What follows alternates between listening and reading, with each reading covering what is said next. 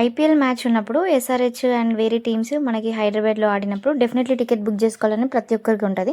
అయితే ఆ టికెట్స్ ఎట్లా బుక్ చేసుకోవాలి అండ్ ఎక్కడ నుండి టికెట్స్ కలెక్ట్ చేసుకోవాలనేది నేను ఈ వీడియోలో చెప్తాను.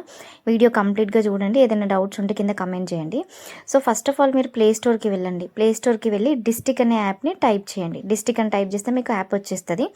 దాన్ని ఇన్స్టాల్ చేసేసేయండి. ఇన్స్టాల్ చేసిన వెంటనే మీకు లొకేషన్ పర్మిషన్ ఇవ్వండి అని అడుగుతుంది. మీరు మాన్యువల్గా ఎంటర్ చేయొచ్చు. లేదు అంటే డైరెక్ట్గా మీకు ఆటోమేటిక్గా లొకేషన్ అలో చేసేస్తే అది తీసేసుకుంటుంది అనమాట. మీకు కావాలంటే ఇక్కడ కింద రివ్యూస్ అవన్నీ కూడా ఉంటాయి, మీరు ఒకసారి చూసేసేయండి. ఇంకా తర్వాత మన మొబైల్ నెంబర్ ఇవ్వాలి. మొబైల్ నెంబర్ ఇచ్చిన వెంటనే మనకి లాగిన్ అయితే అవ్వడం జరుగుతుంది.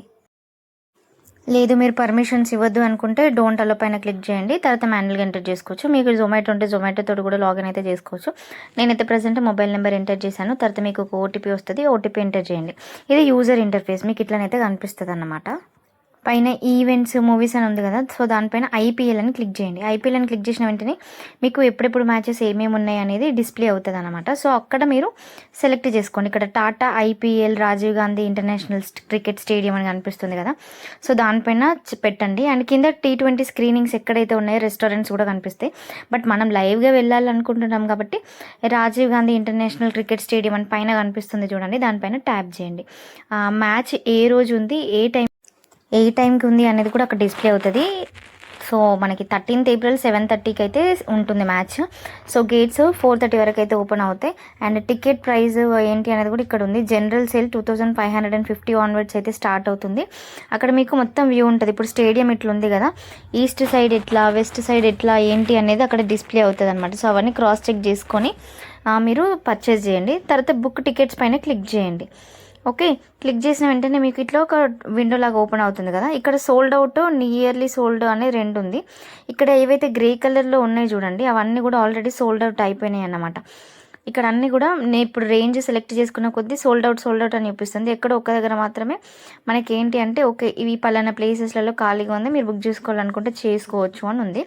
సో జనరల్గా పెట్టేసేయండి. లేదు అంటే మీరు ఇక్కడ విజిబుల్ అవుతుంది మీకు.